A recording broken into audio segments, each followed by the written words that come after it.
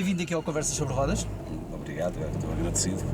É a primeira vez que isto me acontece, uma entrevista sobre rodas. Sobre rodas, sobre Exatamente. rodas. É, de certa maneira, bastante... Mas vai ser seguro, vai ser seguro. Ótimo, não há esperemos problema, bem que não, se Deus quiser não há de acontecer Cumprimos os requisitos. nenhum percalço. Vamos falar sobre o teu trajeto. Ok. Tu não és de Lisboa, vens de... Eu sou de Louriçal do Campo, que fica no pé da Serra da Gardunha, distrito e concelho de Castelo Branco. Muito próximo ali do traçado da A23, que infelizmente agora temos que pagar, mas que veio, de certo, a A23 veio romper terras da beira e acho que o mínimo que eles podiam fazer era dar àquela gente, já que romperam as suas terras, deixarem-nas passar por lá, né? Porque são nossas também, abusaram de certa maneira e agora porque eu acho que abusaram porque nos cobram algo, isso é logo para mim vergonhoso, portanto, mas tenho muito orgulho em ser beirão, em ser da Gardunha e ser albicastense também, de certa maneira. Olha, então explica-nos como é que vais parar aqui a Lisboa e como é que vais parar à representação também. Portanto, faz-nos lá aí desenhas lá o teu trajeto. Venho para Lisboa de uma maneira muito simples. As minhas irmãs mais velhas, que são bastante mais velhas que eu, eram já estudantes universitárias, vieram para Lisboa e eu, como era bastante pequenito, acompanhei-as para dar alguma, de certa maneira, alguma liberdade à minha mãe,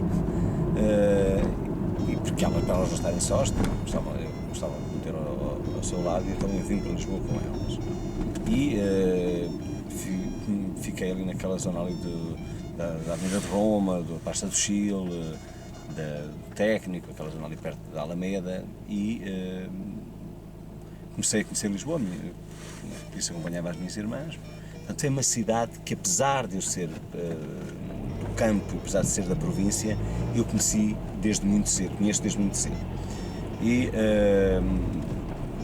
tenho, aliás, recordações fantásticas de uma Lisboa antes do 25 de Abril, tenho uma noção clara de Lisboa no tempo da Revolução, portanto acompanhei sempre certamente esta cidade, apesar de ter saído de cá e mesmo de ter saído de Portugal durante algum tempo. E era uma altura rica em artes, não é? Portanto estamos a falar de uma fase rica em teatro de revista, própria música ligeira, não é? Eu lembro-me do Parque Mayer ainda a funcionar bastante bem, quer dizer, já não era no seu apogeu, mas a funcionar, com aquelas luzinhas todas, lembro-me do Monumental, lembro-me dos grandes cinemas, do Império, dos Jorge, essas coisas todas. E eu venho para Lisboa, depois voltei de novo para Castelo Branco, depois volto de novo para cá e como eu gostava muito de teatro, sempre gostei muito de teatro, são coisas que a gente gosta, como há pessoas que gostam de música, gostam de pintura, outros gostam de carros, outros gostam... Sentiste o bichinho, não é? Eu sempre gostei muito de teatro, do lado artificial do teatro. Aquilo que as pessoas menos gostavam, que era aquele lado mais expressionista, a notar-se mais o artificial, era o que eu mais gostava, porque para mim era fabuloso, era algo que eu entendia muito bem. Eu percebia que aquele lado artificial servia para comunicar coisas de outra maneira, não me interessava propriamente tanto aquilo como na vida real, ser parecido com a vida real, que as pessoas tanto gostam, um certo realismo que a mim interessava muito aquele lado de mais expressionista que o teatro ganhava, na expressão, nos atores, tudo isso. É às vezes levado um bocado ao exagero e estamos a falar no exagero, por exemplo, no que toca à dicção. Sim. Antes do 25 de Abril, por exemplo, é uma altura em que as coisas eram muito pronunciadas, não é? Eram pronunciadas e eram português, eram muito bem aplicado. Não é que hoje não seja, só que hoje adotamos, é normal que acaba sempre um bocado a adaptação aos tempos modernos. Claro, estamos ligados muito mais à televisão, a televisão não pode viver desse lado tão expressionista, porque a televisão tem um outro tipo de linguagem, muito mais próxima, assim como o cinema, tudo isso.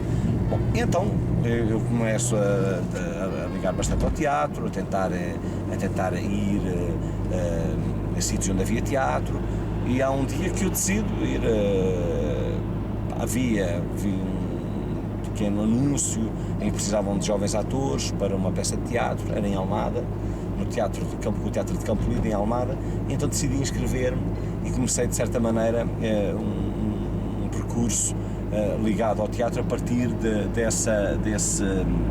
desse grupo que ainda hoje guardo com carinho, grandes recordações do Joaquim Benito, para quem eu envio um grande abraço, um grande homem de teatro. Portanto, foi ali que tu começaste pleno então. de sabedoria. Sim, mas não fiquei muito tempo, porque entretanto eu ganhei uma bolsa de estudos para. Eu tentei inscrever-me no conservatório, mas ao mesmo tempo que ganhei uma bolsa de estudos para ir estudar teatro para Paris durante um ano. E eu pensei, bem, também não é um ano fora que me vai destabilizar. Paris é Paris, naquele tempo fazia toda a diferença, e eu acabei por aceitar ir fazer esse curso a Paris. Lógico, quando cheguei lá, uma cidade brilhante, não é? Uma cidade maravilhosa, que encerra nela todos os campos de artes de uma maneira mais faustosa, com muito mais impacto. É lógico que fiquei lá 5 anos, não é? Quer dizer, acabei por ficar 5 anos e acabei por me formar mais lá, a ter mais formação, a tirar mais formação naquilo que eu queria, sobretudo na área da encenação. E quando regresso, até nem vinha com intenções de cá ficar, vinha só mais numa de estar cá uns tempos e depois de voltar de novo a Paris, mas cá tinha as pessoas interessantíssimas que me desafiaram para um projeto depois de teatro, que foi o grupo de teatro Meia Preta, eu, o Filipe Crawford, a Marta Crawford, o André Gago, a Teresa Faria, o Eurico Lopes, e decidimos fazer um primeiro grupo de comédia dell'arte em Portugal. Depois de termos feito um curso com o Filipe Crawford, que é realmente um mestre na máscara, e então montamos esse grupo. É lógico que depois, quando nós ficamos cá mais tempo, vamos conhecendo pessoas, namoradas, mulheres, e acabamos por a nossa vida começa a ganhar algum lastro e ficamos, não é?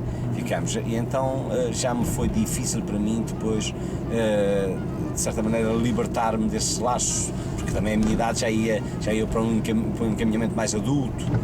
Quando temos 20 e poucos anos ou 20 anos, somos muito mais livres, é normal, não temos esses laços tão fortes e tão ligados, não é? Temos só a questão da família.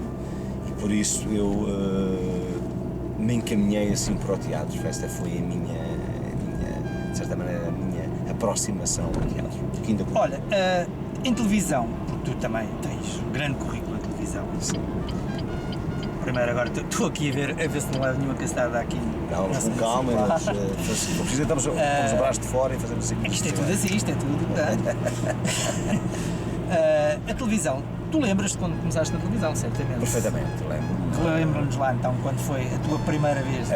Eu participei em pequenos programas, uma pequena série ou outra que participei em televisão, mas não deu Sim, mas aquele papel... O papel deu com alguma força maior. Pequeno papel, não é? Foi nas Cinzas, na telenovela Cinzas. Porquê? Porque estava ao pé das grandes figuras, nomeadamente o Nicolau Braner. Estás a falar de um elenco peluche aí nessa altura? Sim. Nicolau Braner, o Armando Cortês, o meu querido o André Gago também estava, malta mais da minha idade, mais novos, estava sei lá, tantos atores, estavam uma quantidade deles, era normal se estivessem lá, porque não havia assim tantas mais novelas. Relembra-me, foi a segunda novela, se eu não estou em erro. Foi a terceira novela. A primeira foi Vila Faia. Vila Faia, depois houve Chuva na Areia e depois houve as Cinzas. Mas realmente as Cinzas começou a ter assim já um impacto, é normal, era o resultado das outras, um impacto maior. E foi onde eu pude observar com mais tempo a maquinaria e todo o desenvolvimento na televisão, porque as séries às vezes duram menos, nós não temos tanta noção porque são mais repartidas, têm outro tipo de linguagem. Ali havia uma máquina maior e isso foi muito engraçado, onde eu ainda hoje guardo imensas recordações, continuo a trabalhar com essas pessoas, inclusive com técnicos dessa altura, não é? Já lá vão bastantes anos, já lá vão 20 e tal anos, não é? 20 anos, não é?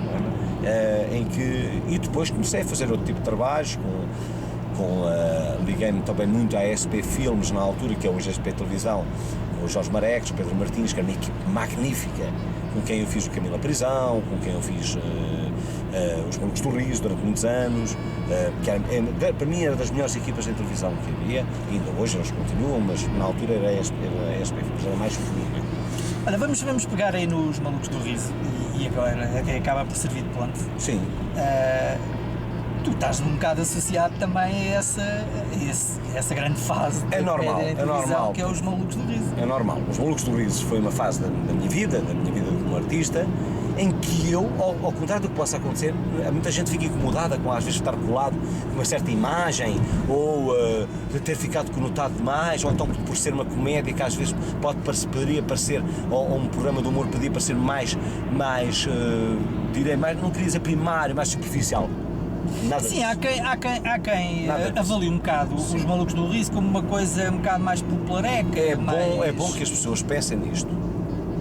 As coisas têm uma evolução.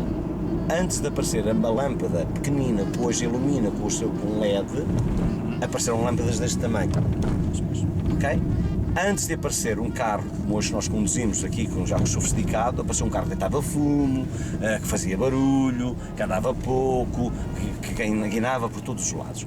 Acho que nós não devemos ter memória curta das coisas, é o maior perigo que nós podemos ter, termos memória curta e não sabermos avaliar.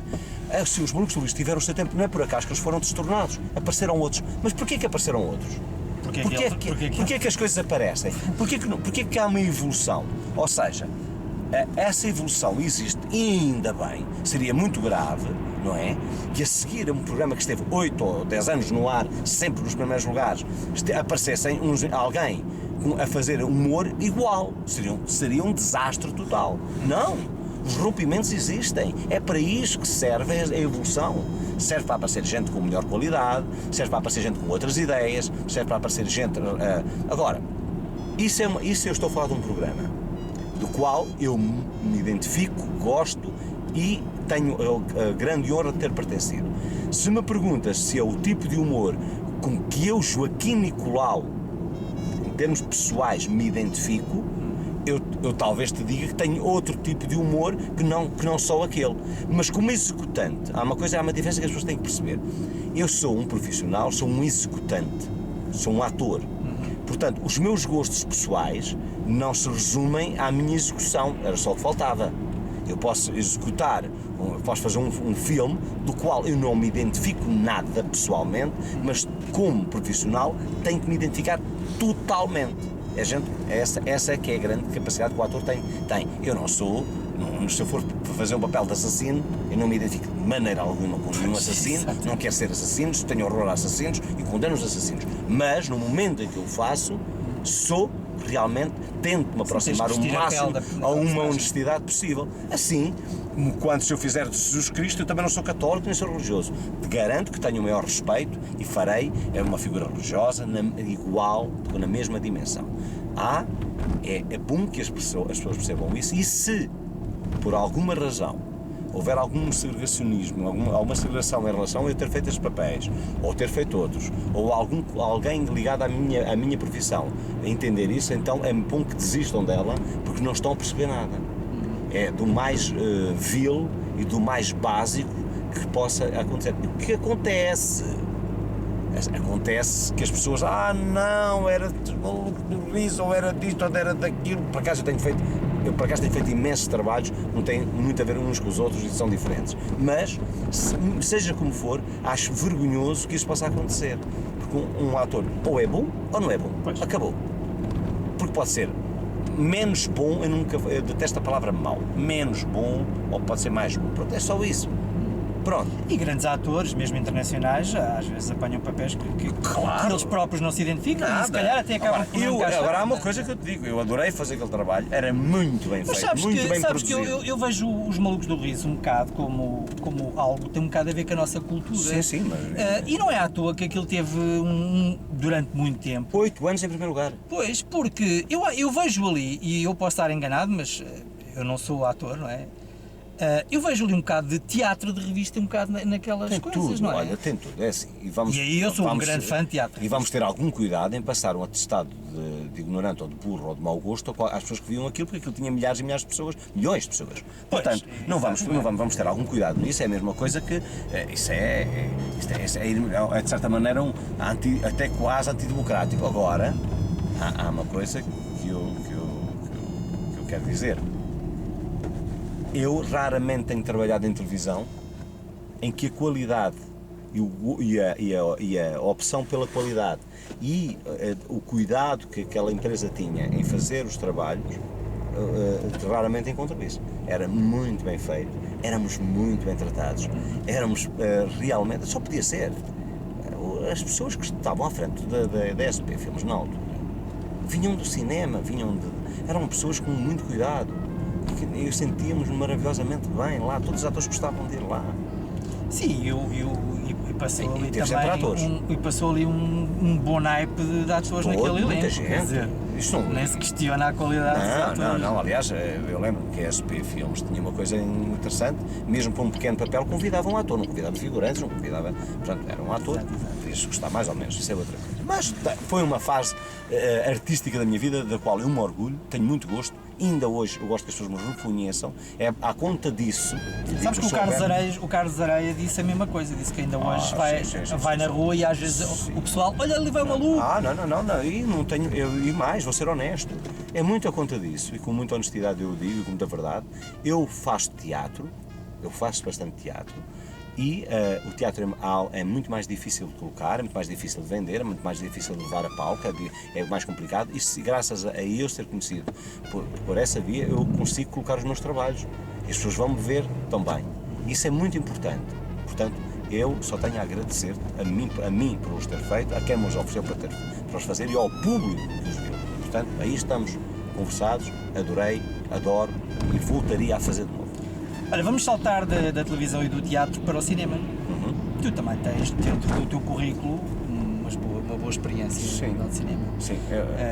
Realças assim um filme ou outro. Isto é um bocado ingrato, não é?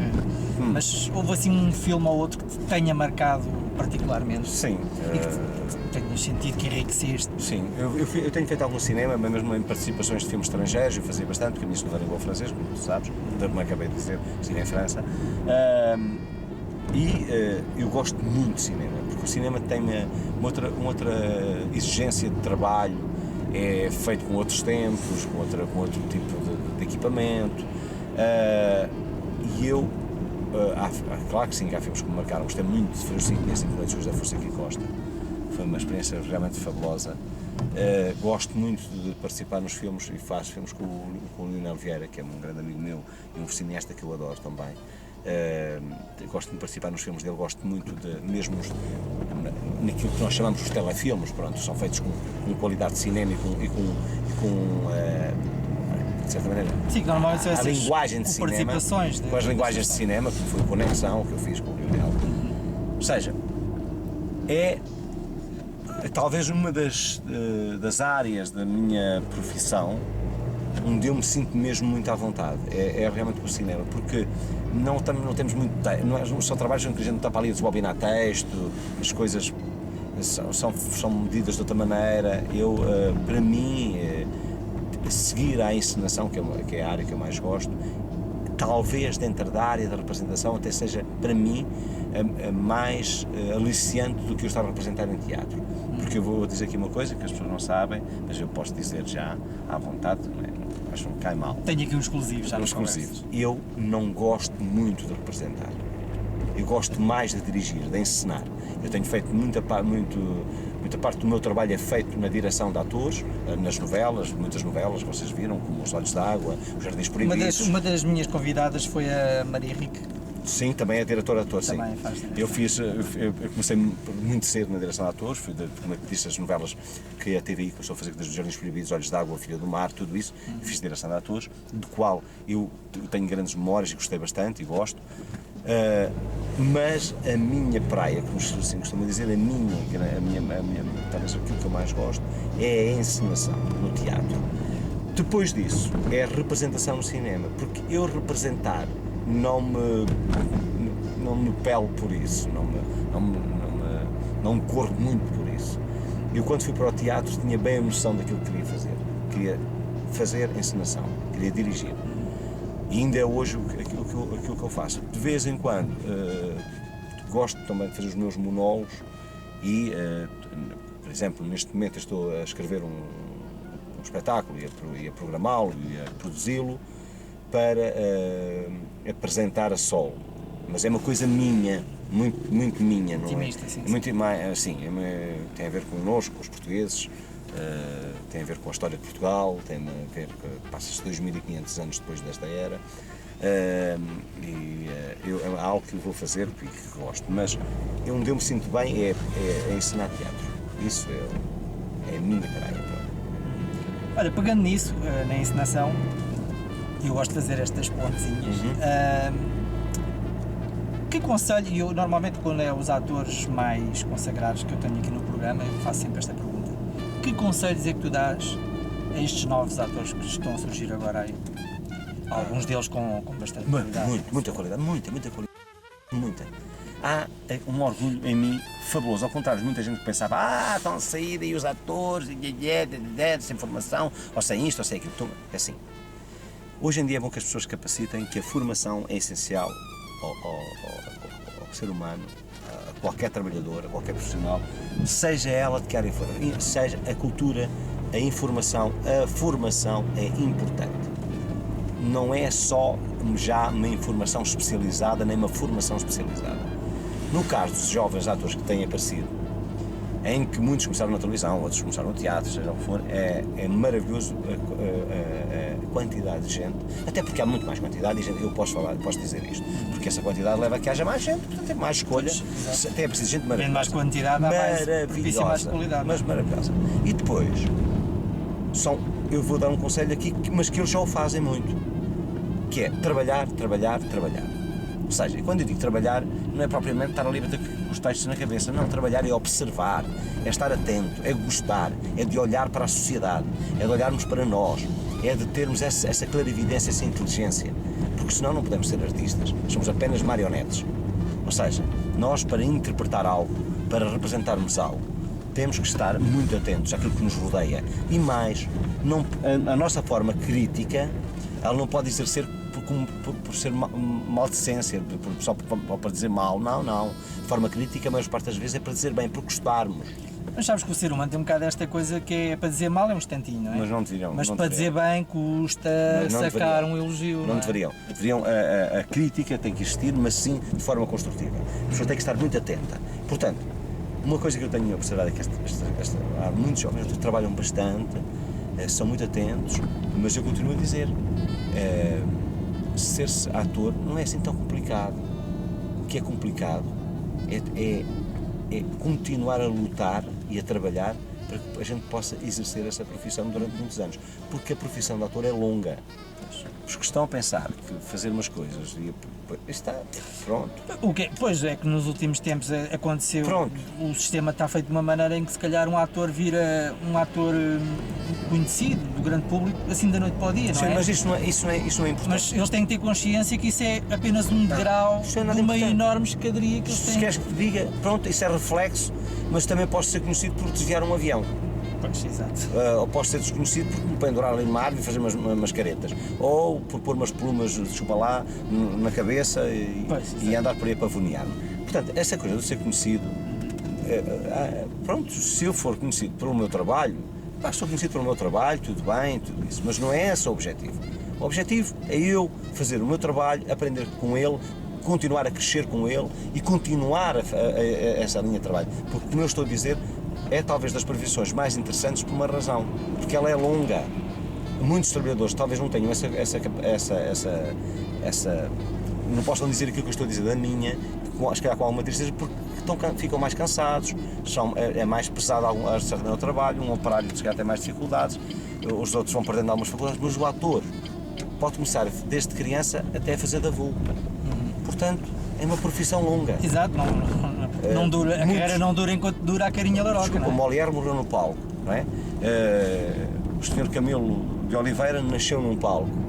Não quero que ele morra num, mas já deu e continuo a dar muito a estes palcos também.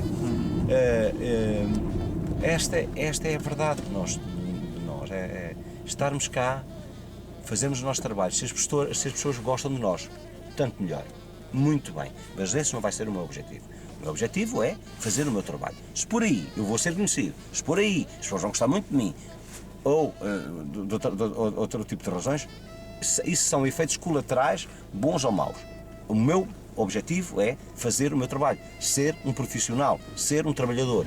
Esse é o meu objetivo. Deve ser o objetivo de qualquer trabalhador. De qualquer trabalhador. Seja ele ator, padeiro, sapateiro, cangalheiro, o que quiser. Temos que fazer o nosso trabalho, sermos profissionais e honestos. É isso que eu peço. Honestos. Como há na política, que a gente vê políticos que têm uma carreira longa porque mostraram a sua honestidade no seu trabalho. Os outros, os aldrabões, aqueles que andam cá a fazer o folclore, a gente rapidamente sabe que eles se vão desembaraçar. Muitos deles, claro, apanhando alguns cargos disto e daquilo, mas isso é a sociedade, é os aldrabões, tudo isso. Tenho muito orgulho em ver grandes textos, a sério que tenho. Ver grandes políticos com uma carreira longa, ainda já com a idade da reforma, a continuarem a lutar, a lutar pelas suas ideias, a impô-las também. Estarem numa causa, não é? É isso que a mim me orgulha. Portanto, estás a ver. Olha, um à partezinho, tu confidenciaste-me antes de começarmos a gravar, e isto é uma das tuas características, é essa tua pronúncia, não é? Sim. Sim. E o que é curioso é que tu orgulhas-te mesmo disso. Sim, claro. Orgulho e... Porque é uma característica tua, não é? Muito. Nós, se te ouvirmos, só sem te ver, nós sabemos que és tu. E é bom que eu vou dizer às pessoas que não o faço por pirraça ou porque agora só para me afirmar. Não, esta é a minha pronúncia, não consigo sequer livrar dela porque eu também não a ouço. Na verdade, quando estou a falar contigo, eu julgo que estou a falar igualzinho a ti, mas na verdade não estou, porque eu depois ouço as gravações e vejo, só ouvindo a minha voz gravada, que eu percebo que não é bem igual. Mas é assim. O dia que eu não gostasse da minha pronúncia, eu não gostava de ser eu. Não gostava de ser português. Tenho uma pronúncia portuguesa. Pois, e não é genuíno, tenho uma pronúncia muito antiga, que é bom que eu diga isto, porque vem desde o latim antigo, sempre. Basta só ouvir um bocadinho as pessoas, até vejam este orgulho histórico, não é? Pluribus, pátrias, filhos, espíritos, santos, é tudo nos S. Portanto, se eu tenho esses S, sou herdeiro de uma história, de uma história. Isso, não é? Sim, portanto, sou herdeiro. Sou português, tenho mesmo muito orgulho naquilo que sou e não poderia ser de outra maneira. Isto era a mesma coisa que eu ser, preto e estar a pintar-me de branco, ou ser branco e estar-me a pintar de preto. Não faz sentido nenhum. E também não faz sentido que haja segregação no meu país por a pessoa ter esta ou aquela pronúncia, porque se quiserem, se acharem que é mais fino, ou se acharem que é diferente, eu posso falar com pronúncia inglesa, que é muito bonito, então se calhar já acham muito interessante, qualquer coisa assim. Eu detesto que se faça juízo de valor e se faça segregação nas pessoas por terem as suas características reais. É vergonhoso. Portanto, aí tem em mim um defensor e um acérrimo defensor da genuinidade das pessoas. Olha, já mesmo para terminar, porque já estamos mesmo a terminar aqui a nossa conversa. Eu ficava aqui a noite toda, pois, isto também não podemos chatear. Mas isto é já um estereótipo destas conversas, é que o pessoal diz sempre, mas eu agora ficava aqui, pronto, mas tem que ser. Pronto, assim para arrematar, fala-nos então de projetos imediatos que tu tenhas, falaste dessa ideia que tu tens para esse tal monólogo, não é? Sim, portanto, eu já agora aproveito, porque acredito que este teu programa é, sobretudo com esta questão da internet, da questão da trabalho global, é fabuloso, porque são as novas linguagens, as novas maneiras de... Uma parte sim, tu és muito ligado nas novas tecnologias. Não sou, mas percebo-as muito bem. Eu posso não saber... Compreendes a importância das redes sociais? Muito, já percebi há muito. Aliás, não havia internet em Portugal. Quando eu estava em França, eu já tinha uma espécie de internet interna. Que era lá Alcatel, não sei como é que eles chamavam aqui, já não me lembro. E já na altura eu ficava fascinado com isso. O ser humano, desde sempre, criou maneiras de comunicar. E é assim, é fabuloso ver que continuamos e vamos continuar e iremos continuar. Aliás, eu brinco nesse monólogo que diz que vou criar para fazer a solo, eu digo que tenho um cérebro ao computador, brinco com isso, porque isto esse meu projeto passa 500 anos depois da nossa era. Então eu digo que é um cérebro ao computador. Portanto, eu acho que cabe ao ser humano, o inteligente que é, saber os limites e começar a testar os seus limites, até onde pode ir com determinadas coisas, mas que é realmente fabuloso verem, devíamos nos orgulhar, nós começamos desde das nuvenzinhas que a gente vê nos filmes dos índios, de fumo, ou de comunicarmos por um berro, ou de comunicarmos por carta, ou de comunicarmos pelo telégrafo, ou pelo telefone, ou agora pela internet.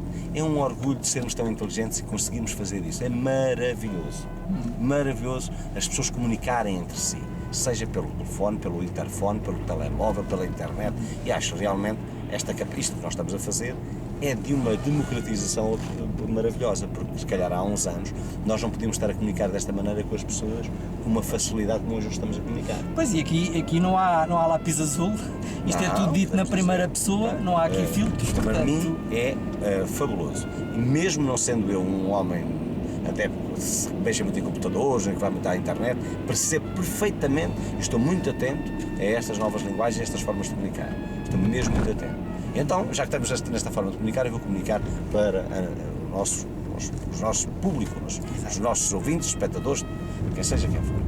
Eu, Joaquim Nicolau, estou neste momento a fazer um projeto para a RTP que se passa nos anos 70, logo a seguir ao 25 de Abril, chama-se Depois do Adeus, que tem como o título da canção, foi senha. Que é um tema que eu interpreto por acaso. Maravilhosamente bem interpretado também pelo Paulo Carvalho, que eu adoro, é uma voz que eu adoro. E essa série que irá para o ar só em setembro retrata os momentos vividos pelos retornados quando chegaram a Portugal, nesses anos quentes. E não só pelos retornados, passa-se também alguns acontecimentos que estavam a passar cá nessa altura. Foram anos que foram muito importantes na história de Portugal. E são ainda muito importantes e serão muito importantes na história de Portugal.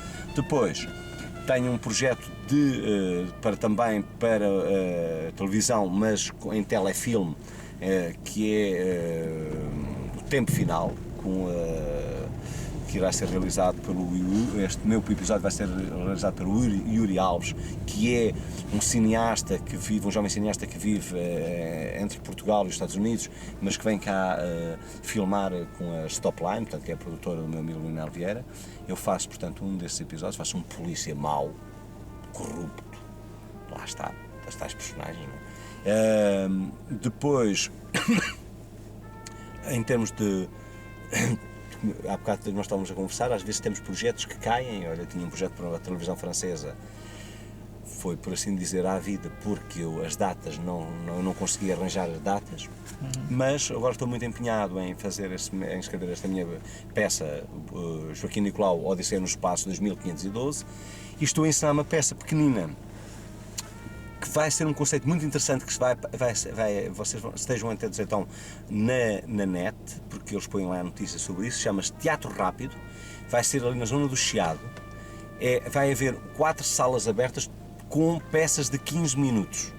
Quem quiser ir ver às 7 horas uma vai, quem quiser ir a ver às 7h20 outra vai, quem quiser ir ver às 7h30 outra vai. Portanto, vai acontecer, são peças que vão estar durante um mês, depois mudam, depois há outras, que são peças de 15 minutos. Eu vou ensinar uma com um texto maravilhoso do Tiago Rodrigues, com uma jovem atriz fantástica, muito bela, que é a Sara Leitão Barros, que é uma atriz do Porto maravilhosa, competentíssima, magnífica, lá está, nova geração, maravilhosa, e um outro ator também, que eu gosto muito, que é um miúdo que eu adoro, né, porque me identifico muito com ele, gosto muito dele, da maneira de ser, e é muito bonito também, e bom ator, o Rui Porto Nunes, também já foi o meu convidado, que é fantástico, é um indivíduo, que é um jovem que eu adoro. Portanto, é um prazer para mim estar a trabalhar com eles, e vai estrear em maio, isso vai estrear em maio, esse projeto, e depois continuo por aí, pronto, mas eu gosto muito também, e as pessoas sabem, eu produzo muito teatro para andar na província, eu produzo muito teatro para poder andar em itinerância, em digressão. Portanto, eu espero continuar assim, e o meu maior projeto que eu tenho é o meu projeto de vida, que é eu conseguir continuar a minha vida de uma forma, creio eu, íntegra, e poder ajudar os meus filhos a fazerem a deles e a estarem comigo e a continuarmos, no mínimo, como família, e eu como pessoa e como família, a participarmos na nossa sociedade, que eu espero que sejamos felizes, porque acho que os portugueses conseguem mesmo também ser bastante felizes. Andam-nos a carregar muito com esta ideia muito má de que, que a crise nos abate. Não é? Não nos deixemos abater por isso. É mentira. Parece mentira. Que, Dá a parece... ideia que nós uma vez fomos ricos na vida. Nunca fomos, amigos. Pois. Isto é um apelo que eu faço. Em Portugal nunca foi rico, portanto, deixemos-nos de história, estamos bem na mesma, estamos numa fase, é uma pequena fase transitória. Nós nunca fomos multibilionários, como são os alemães, como essa gente toda. Nós apenas modificamos alguns conceitos de vida e eles fizeram-nos crer que nós éramos ricos, não somos nada. Mas também nós não pedimos mais, somos muito felizes assim. Nós não queremos ser nem alemães, nem franceses, nem chineses, nem japoneses. Somos portugueses, adoramos ser como somos e se é amanhã logo fazemos, é amanhã logo fazemos. Não temos nada a fazer. A andar com o despertador atrás que manda um alemão. Somos felizes assim. Temos sol, temos um país maravilhoso, temos praias. Eles que se danem são invejosos. Nós somos um país maravilhoso e comidinha da boa, da boa. Joaquim, obrigadão por teres vindo à Conversa sobre Rodas. Não se esqueçam. Aí em casa, vejam, Conversa sobre Rodas, eu estou encantado, é a primeira vez que conheço o António. Sim, a primeira vez que falámos assim, pessoalmente, tínhamos já falado por telefone. Eu acho que foi um convite maravilhoso, foi das melhores entrevistas que eu gostei de fazer e espero que vocês... Pá, isso é um grande elogio para mim. Foi, a sério, estou a falar a sério, foi das melhores entrevistas que eu gostei de fazer, porque estivemos aqui à vontade, continuaria a estar, mas isto um dia, talvez cá volte. Espero bem que sim. Não se esqueçam, como disse o meu querido amigo António Feio, sejamos felizes, sejam felizes.